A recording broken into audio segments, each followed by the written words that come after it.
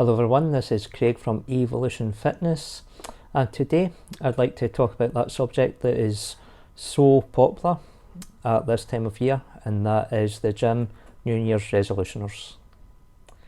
Okay, so why is this such a popular topic? I think it's one of these things that, well, annoys people, and also, it's something that kind of people struggle with if they are one of these New Year resolutioners that will go to the gym the start of January, and then obviously just kind of tail off towards mid-February till end of February. So I'm just going to have a wee think about why that is, and just a wee bit behind the psychology of it, and I'll just see if I can, just see if I can do anything to kind of help you stop that from happening. Okay, so I'm just going to have a wee think.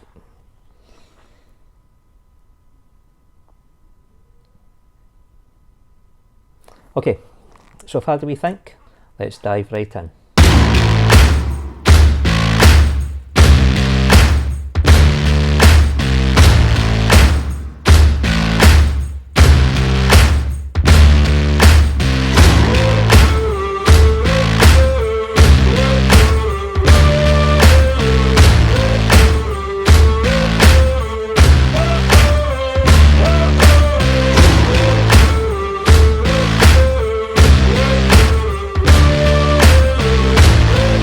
Okay, so New Year's resolutions. So as you know, that you get so many people that starting in the gym round about the start of January, and they usually kind of tail off between mid to the end of February. So I just want to kind of discuss some of the reasons why that will be happening. So obviously, I mean, a lot of people make New Year resolutions, and it's not just about kind of health and fitness. Some people make resolutions about their finances, their careers, and even the social aspect as well for their lives, like catching up with family and friends on a more regular basis. Now, a lot of these that people can carry out throughout a year, which is great, but why is it when it comes to the gym so many people give up after just like maybe one or 2 months?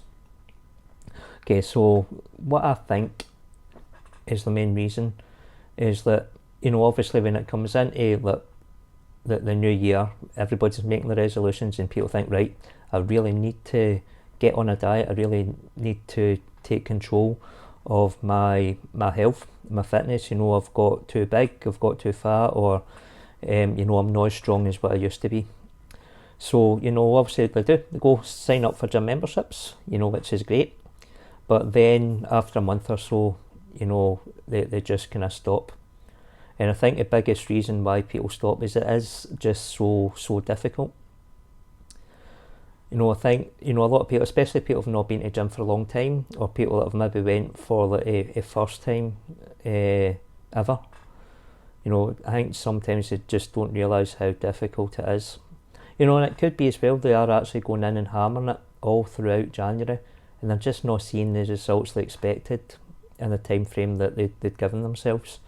And a lot of that could be down to maybe unrealistic goal setting, and it could come down to like poor nutrition.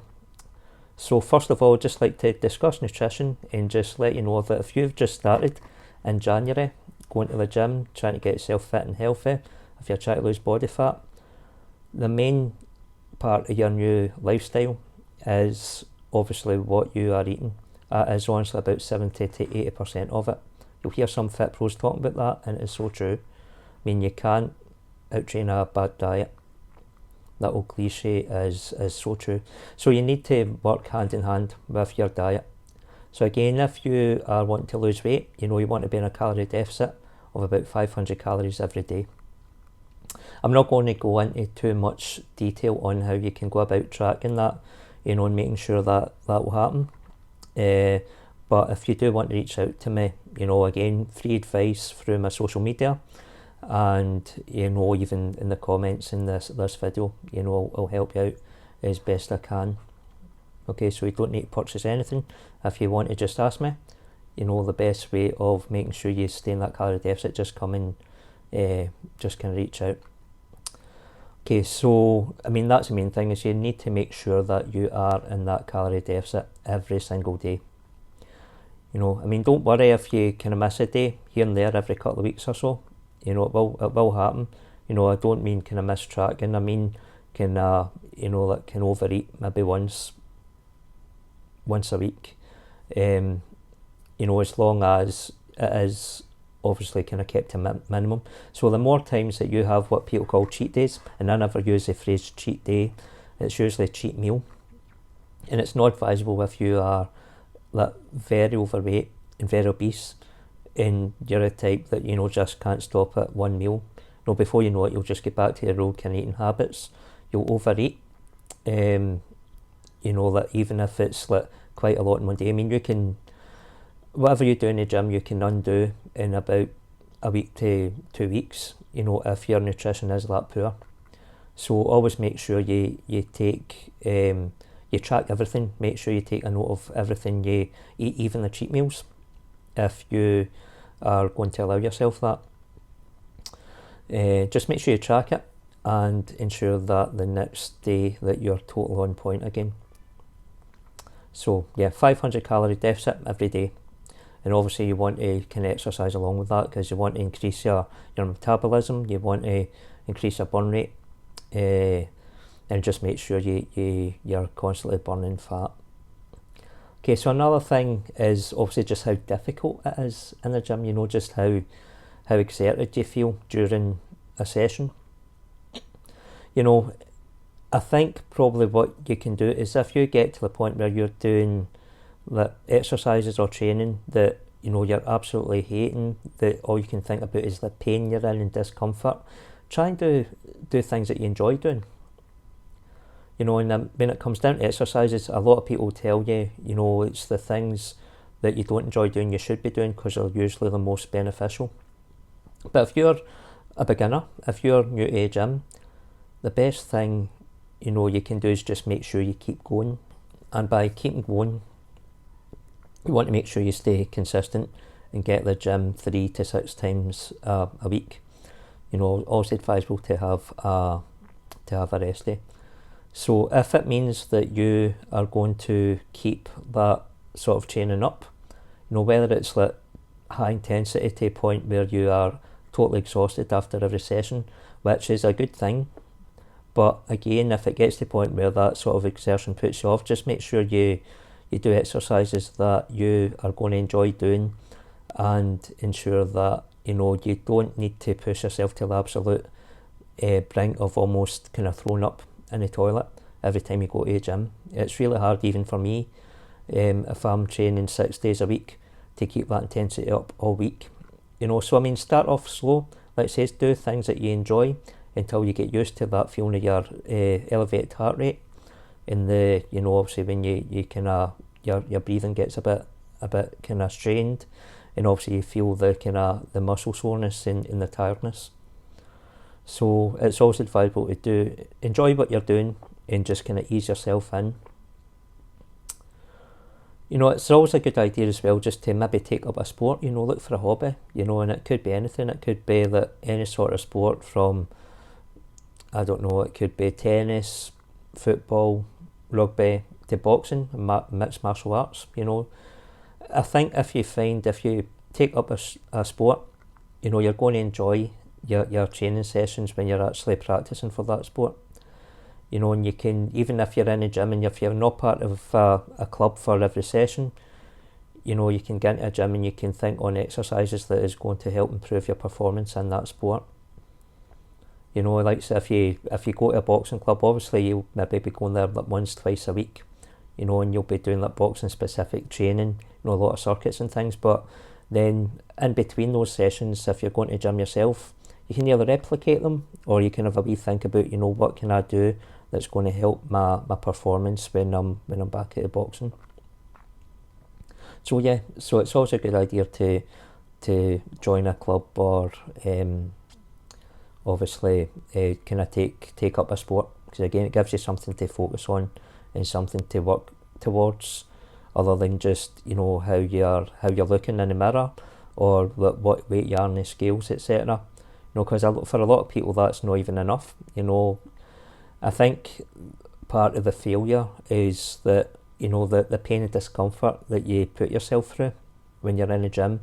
Some people just think that the way they look or the way they feel inside, it doesn't outweigh the pain and the discomfort they feel when they're in a gym. You know, and I've heard it coming out of many people's mouths before. It's like, oh, I've just decided it's too hard, I'm going to stay fat. You know, and that mindset, you know, you're always going to go in on a January, 1st of January, 2nd of January, when every gym's open. And again, you're going to disappear by the end of January, start of February. You know, and that's always going to be your cycle. You know, and you're just obviously going to keep getting, putting on weight. You're going to be unhealthy for the rest of your life, which may be shortened, you know, because again, it's about longevity of life as well.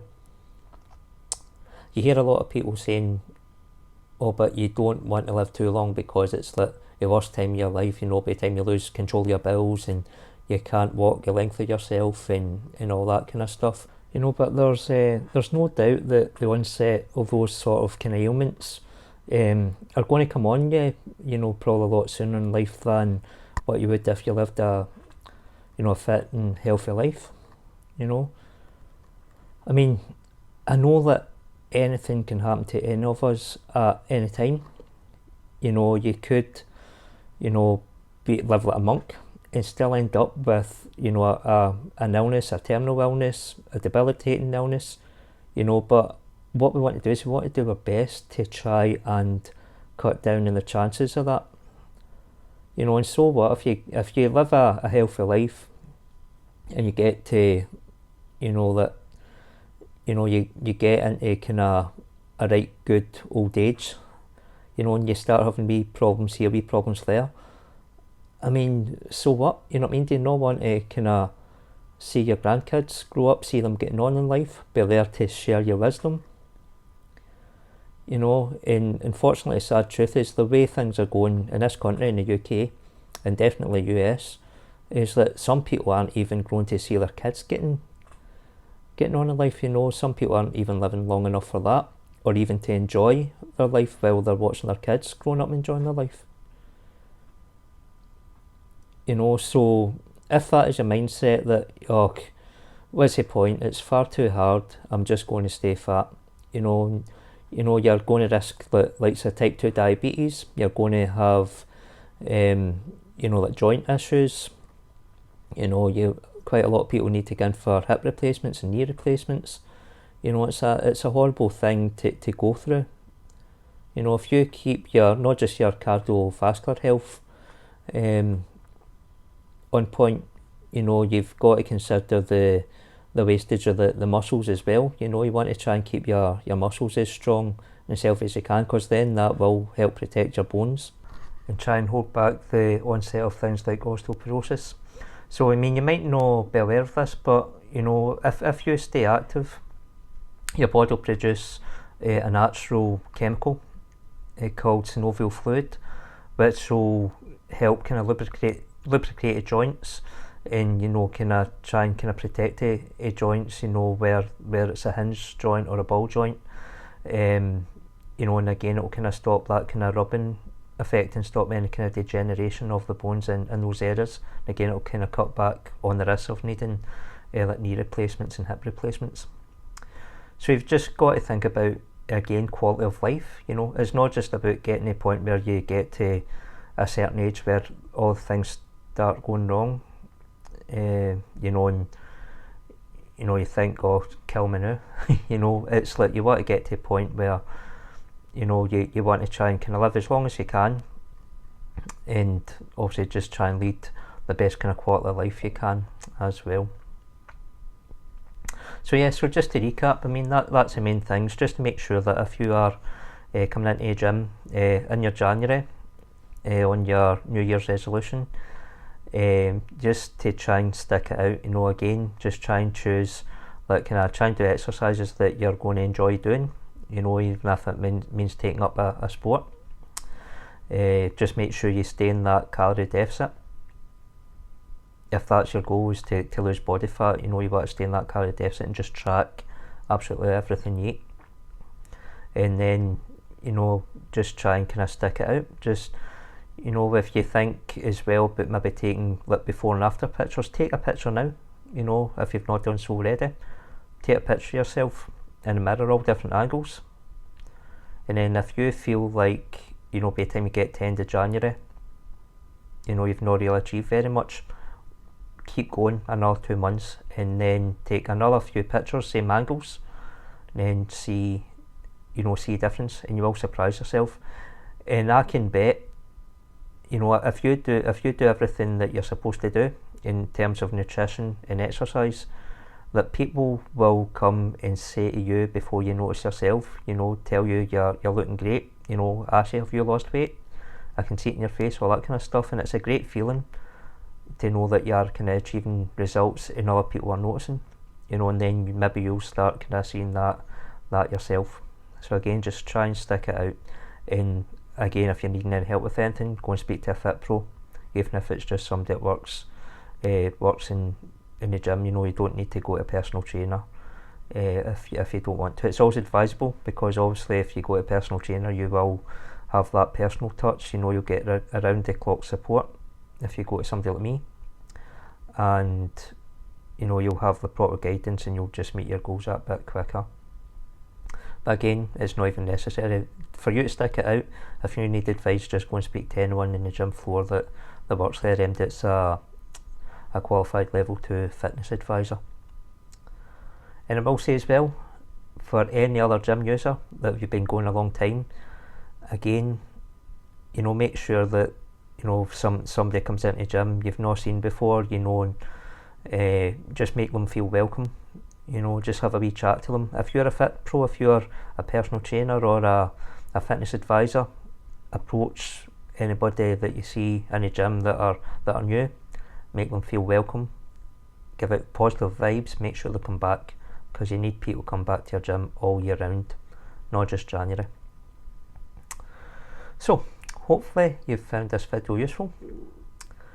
I would really appreciate it so much if you like the video and you subscribe on YouTube at Evolution Fitness and Athletics, and also you can follow me on Facebook, same handle, Evolution Fitness and Athletics.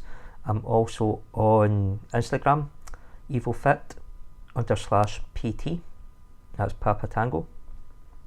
I'm on TikTok at evofit79, and you'll also catch me on Twitter now as well at evofitn16. Okay, so thanks for watching. Take care. Remember, positive vibes, and make sure you have a nice, happy and healthy 2023. Speak soon.